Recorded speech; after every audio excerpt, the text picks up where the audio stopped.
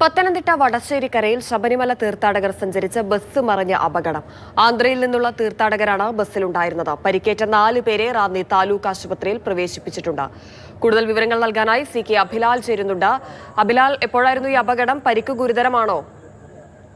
ശബരിമല പാതയിൽ പെരുന്നാടിനും വടശ്ശേരിക്കരിക്കും ഇടയിൽ ചെമ്പോൺ എന്ന സ്ഥലത്ത് പുലർച്ചെ 3 മണിയോടുകൂടിയായിരുന്നു അപകടം. ദർശനം പൂർത്തിയാക്കി ആന്ധ്രയിലേക്ക് ബസ്സിൽ യാത്ര ചെയ്ത തീർത്ഥാടകർ ആണ് അപകടത്തിൽപ്പെട്ടത്. വളവ് തിരിഞ്ഞ് വരവെ ബസ്സിന്റെ നിയന്ത്രണം നഷ്ടപ്പെടുകയും ബസ് റോഡിലേക്ക് തന്നെ മറിയുകയുമാണ് ഉണ്ടായത്. 4 തീർത്ഥാടകർക്കാണ് പരിക്ക് സാരമായി ഏറ്റിട്ടുള്ളത്. അതിലൊരാളുടെ കാൽ അറ്റുപോയിട്ടുണ്ട്. 4 പേരെയും റാന്നി താലൂക്ക് ആശുപത്രിയിൽ പ്രവേശിപ്പിച്ചിരിക്കുകയാണ്.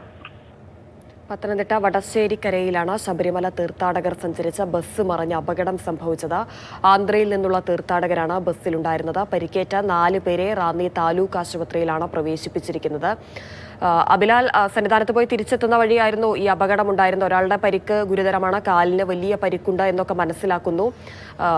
ആശുപത്രിയിൽ നിന്ന് ലഭിക്കുന്ന കൂടുതൽ വിവരങ്ങൾ എന്താണ്? ഈ അപകടത്തെ തുടർന്ന് ശബരിമല പാതയിൽ അരമണിക്കൂർ സമയത്തോളം ഗതാഗതത്തിന് തടസ്സം ഉണ്ടായിരുന്നു. ഇപ്പോൾ അപകടത്തിൽപ്പെട്ട വാഹനം സുരക്ഷിതമായി ഗതാഗതത്തിന് തടസ്സം ഉണ്ടാകാത്ത നിലയിൽ റോഡിന്റെ വശത്തേക്ക് മാറ്റിയിട്ടിട്ടുണ്ട്.